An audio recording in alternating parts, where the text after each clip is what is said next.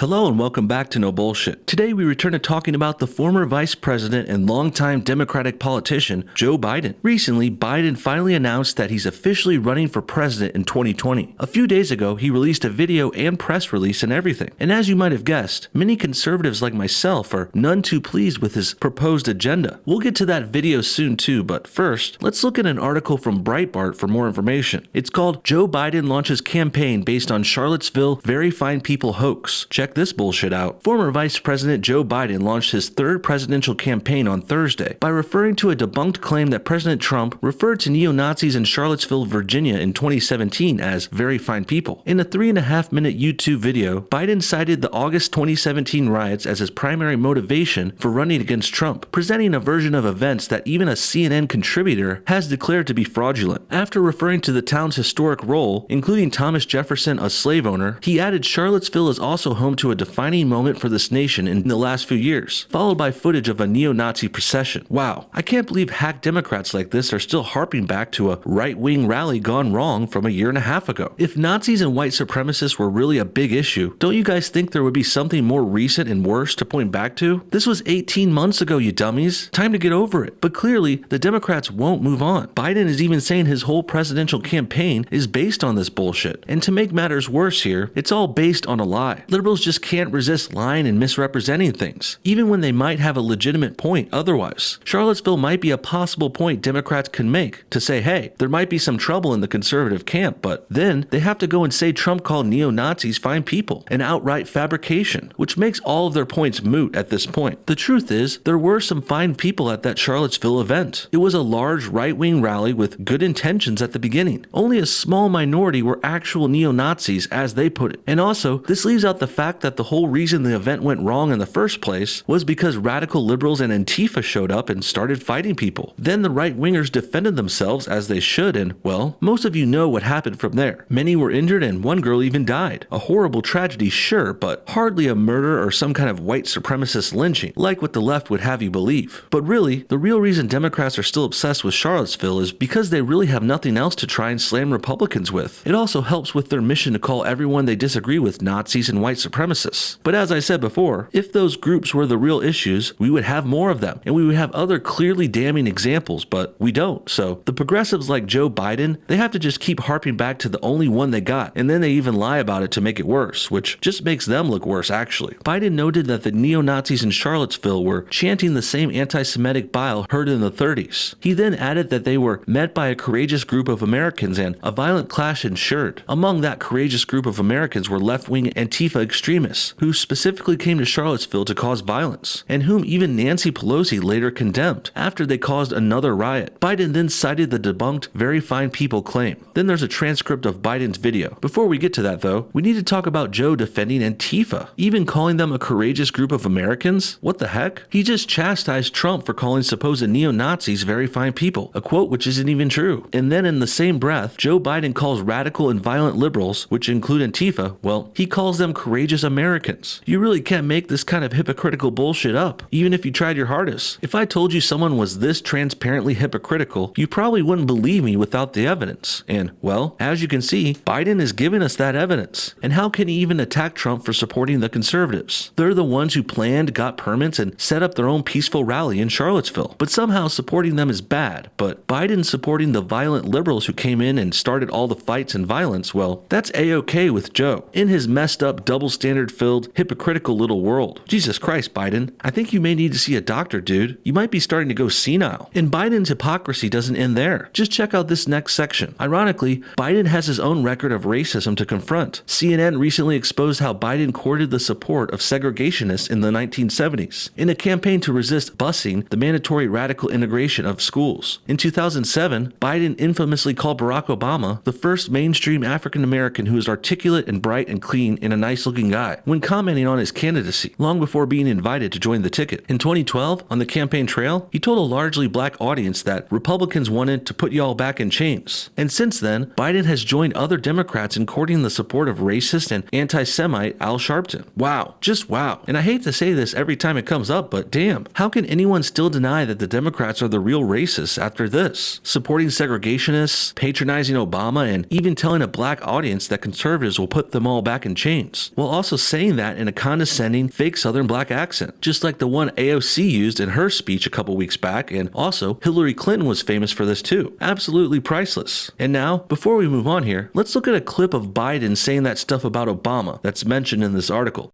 I mean, you got the first sort of mainstream African American who was articulate and bright and clean and a nice-looking guy. I mean, that's a storybook. Right. As if African Americans weren't well-spoken or bright before 2007. Please, Joe, your liberal bias is showing. Clearly, before Barack Obama, Biden thought all blacks were poor, illiterate losers or something. And after all this controversy in his past, Joe still has the balls to call Trump a racist, based on a fake quote his campaign team made up that was meant to show the president was supporting a group of fake Nazis and fake white supremacists, something else the left had made up or at least exaggerated. So, for the record, Joe has actually racist and offensive quotes and things he's done in the past, but that's okay because he's a liberal who toes the line with progressives. But Trump doesn't have anything racist or offensive in his past, so the left just makes shit up and pretends it's true. And that's basically a good analogy for American politics today too. The left are the racist and offensive ones, but that's okay because the mainstream media and entertainment industry support them. Us conservatives, on the other hand, we're squeaky clean, non-racists. But that doesn't stop the left-wingers from attacking us. They don't have facts to go after us with though, so they just make bullshit up. Next, let's finally check out that video Biden released on his YouTube and see what's up with it for ourselves. Charlottesville, Virginia is home to the author of one of the great documents in human history. We know it by heart. We hold these truths to be self-evident, that all men are created equal, endowed by their Creator with certain inalienable rights. We've heard it so often, it's almost a cliche, but it's who we are. We haven't always lived up to these ideals. Jefferson himself didn't. I don't know if you got room to talk, Creepy Joe. Sure, you weren't a slaveholder like Jefferson was, but you have done some pretty inappropriate touching and sniffing of women, in public and on camera for that matter. And it's worth mentioning that when Jefferson was a slaveholder, that was perfectly legal and acceptable at the time. Not saying it was right or okay, but it was at the time, in a lot of ways. I also don't appreciate Biden throwing low-key digs at Jefferson in the first 30 seconds of his campaign ad. Listen, Biden, despite that slavery bullshit, Jefferson was a fine man and a decent person, a wonderful writer and statesman. Not to mention he helped found this country, write its laws, and he was even a wonderful president who expanded our country in its area to almost double its original size with the Louisiana Purchase. Thomas Jefferson was a founding father of the United States, for Christ's sake, and he was a principal author of the Declaration of Independence, a historical document. So Biden, I say, how dare you throw shade at the man who did more for the United States in one day than you've done in your entire lifetime? What the hell has Joe even done for the United States in the first place? I know you've been a politician forever, Biden, but you've pretty much accomplished nothing. Nothing I could think of. And that's why you're running for president for the third time now. And that's also why you're trying to get woke and get in step with the progressives here too. It's because Joe has done nothing of note in his over 40 years in politics. That's why instead of retiring now as an accomplished and old 76-year-old diplomat, instead, Joe has to try and keep this shit going and hopefully become president one day. This is Joe's last chance after all. His last chance to actually accomplish something in politics before he dies. Next, Biden goes over all that bullshit about Charlottesville in his video, but we already went over most of it. Let's go ahead and skip ahead a bit and see that Trump part though. He said there were, quote, some very fine people on both sides. Very fine people on both sides? With those words, the President of the United States assigned a moral equivalence between those spreading hate and those with the courage to stand against it.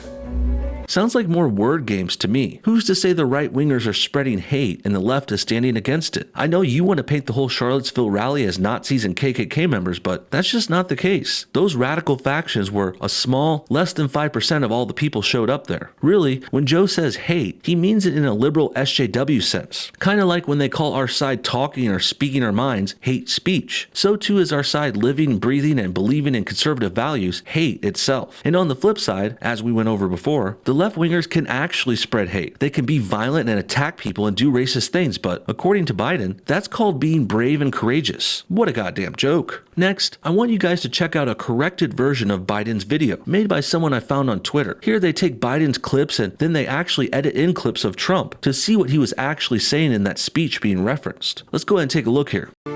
Charlottesville is also home to a defining moment for this nation in the last few years.